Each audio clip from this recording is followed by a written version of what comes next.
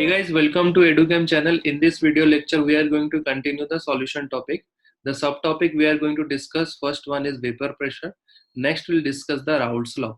So here is a picture. You can see the graph is in between vapor pressure and mole fraction. So that will give us a straight line graph. So this picture tells about the if two liquids are mixed, then we can find out the total pressure of liquid 1 and liquid 2. Now in the further slide, we will going to discuss how can you get this type of graph. Okay, so a lot to know in this topic. So without a doubt, let's start. Now let us discuss the vapor pressure. So looking into the statement, vapor pressure says the pressure exerted by a vapor in thermodynamic equilibrium in which liquid phase is at a given temperature in a closed system. To understand the meaning, we have to take any volatile substance. Okay, so now a question is, what are volatile substance? So volatile substance are those substance where it will form the vapor. Okay, so here you can see that one picture, one liquid is taken. Previously this vessel was empty. Now this liquid is volatile in nature. Okay,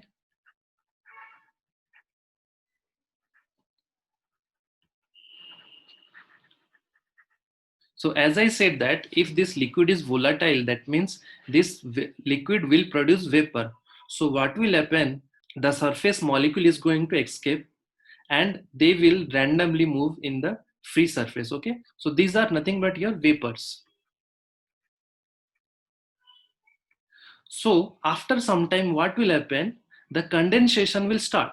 So when the condensation will start, few molecules which are present in the vapor, they are going to condense inside the liquid. Okay, so this process is going to continue unless until there will be one equilibrium state has attained in between this liquid and these vapors, and the pressure exerted by this vapor are known as vapor pressure. Okay, I think this must be clear with you. So now pressure exerted by the vapor in thermodynamic equilibrium, these molecules are in thermodynamically equilibrium, okay, with its liquid phase at its given temperature in a closed system. I think you must have understood what are the vapor pressure. Now let us discuss the factor affecting the vapor pressure. So there are four factors which affect the vapor pressure. First one is the temperature. So how the temperature is going to affect the vapor pressure? So to explain that, take one beaker. Inside that beaker, take liquid. Okay. So what will happen? This liquid is going to form the vapors, right? So the vapors is going to evaporate. Okay. So what will happen if we increase the temperature? To increase the temperature, let's just boil this beaker. Okay. So what will happen? More and more molecule will get energy, and more molecule is going to escape the liquid, right? So more vapor will form. So I can say that more the temperature, more is the vapor pressure, right? Vapor pressure is more. Next one, let us understand the force of attraction. Inside the force of attraction, we'll discuss the nature of the liquid. So to explain that nature of the liquid, so let us take two example, where one of the example we can take that the force of attraction between molecules are very, very less. And another part we can take the force of attraction between the molecule is very, very high. Okay, force of attraction. So force of attraction, this is low, and here the force of attraction is high. Okay, so this is our liquid molecule.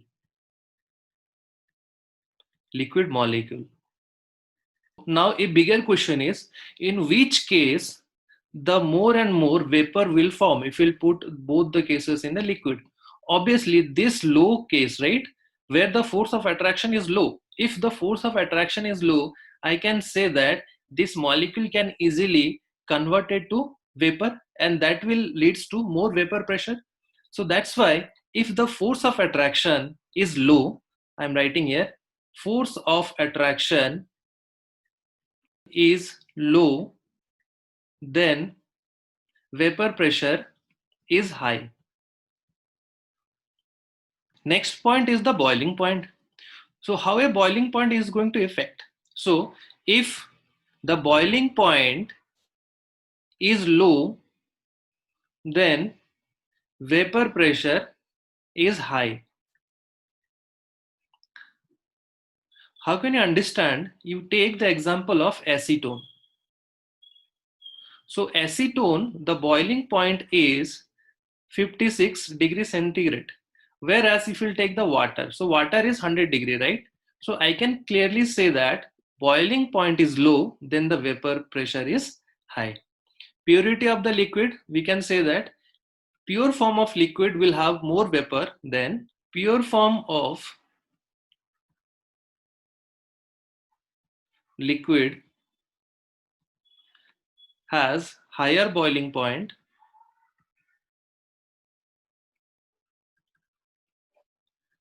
than its solution.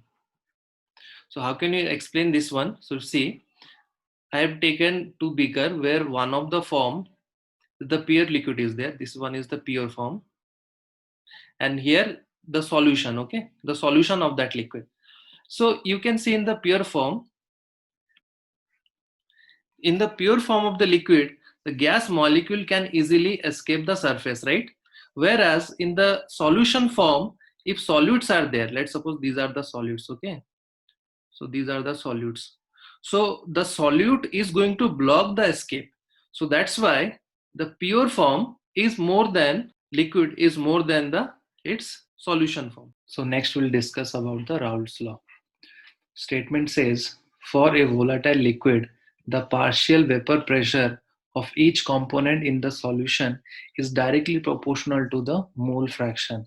So let's take the volatile liquid. So we have taken the volatile liquid in a container, okay?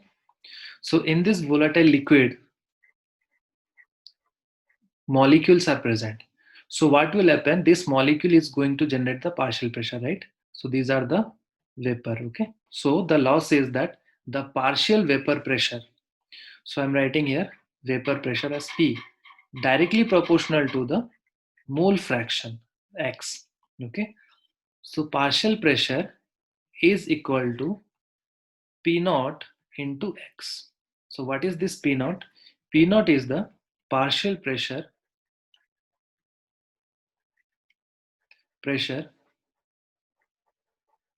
of pure liquid, okay? Pure liquid. Now a bigger question is here, what is the difference between Raoult's law and Henry's law? So the Raoult's law and Henry's law both are similar. Only one difference is that in the Raoult's law, we have to take the gas molecule of this liquid only, okay? Whereas in Henry's law, you can remember this gas molecule can be other gas, okay? This is other gas also. So that is the main difference. Now let us come to our Raoult's law. So this statement says about the Raoult's law, that is partial pressure is equal to partial pressure of the pure liquid and mole fraction. Now to explain more, let us take solute and solvent. So let's take volatile solute, which is in liquid form, okay, plus volatile solvent, which is also in liquid form. So in these two cases, let's take, this is the case 1, this is the case 2. So this is our solute, this is our solvent. So what we have done, in one beaker we have taken the volatile solute, okay? So this is our volatile solute, and in the other beaker we have taken the volatile solvent. So this is our volatile solvent, okay? So as we can see that the volatile solute is going to generate the partial pressure. So that partial pressure I am writing here as PA. Liquid B will generate also the partial pressure, right? So I'm writing here PB, okay? Mole fraction of PA is equal to XA. Mole fraction of this liquid is XB. Now comparing these two equations, PA is equal to PA naught into XA. This is the partial pressure equation for liquid 1. Let's take the another one, that is PB is equal to PB naught into XB. This is equation 2, and this is partial pressure of liquid B.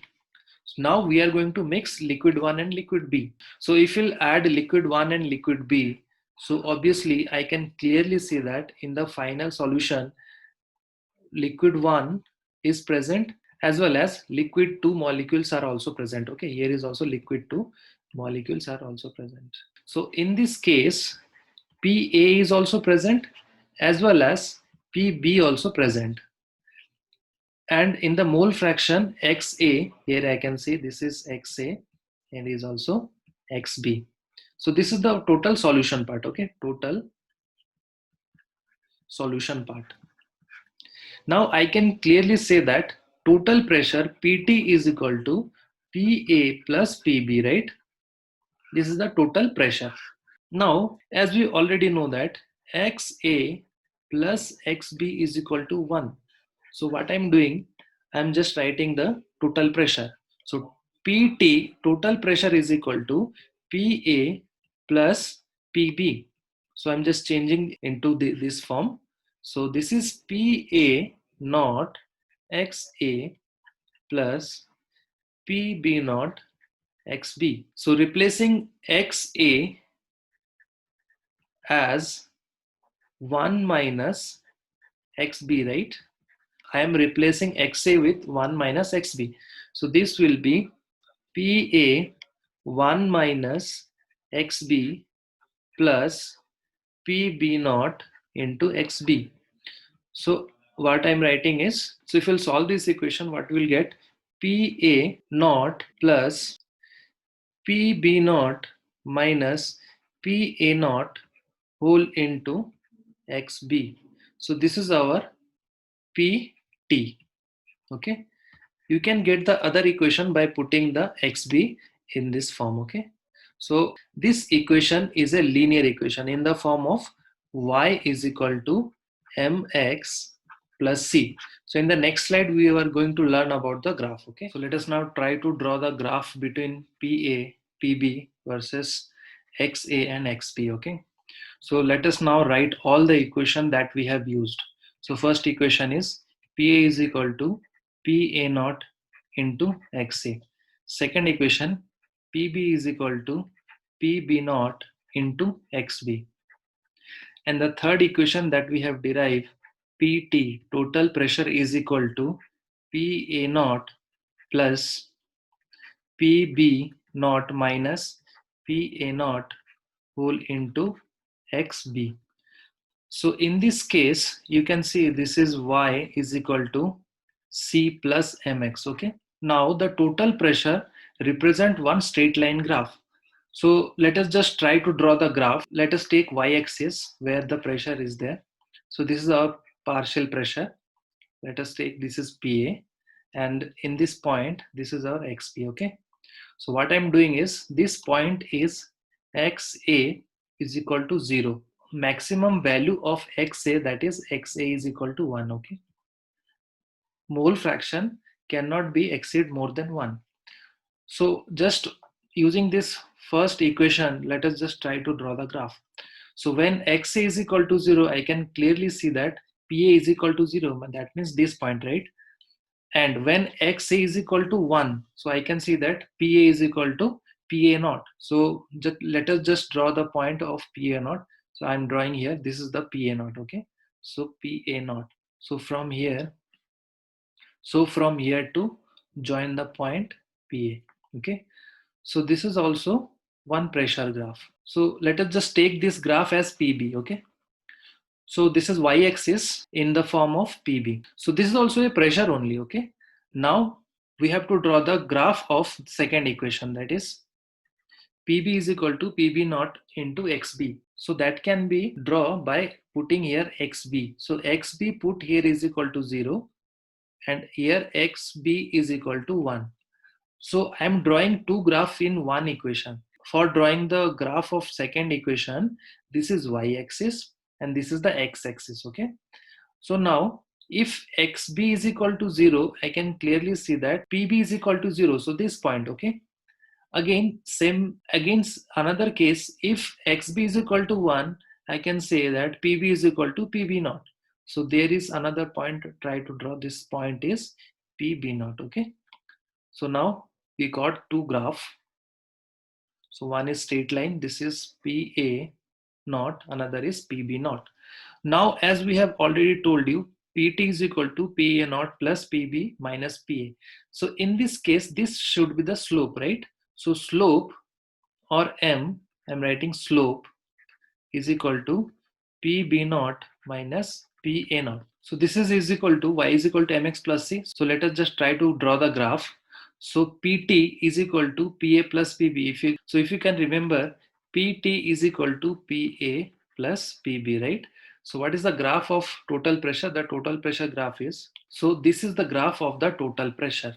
So this here PT is equal to PA plus PB.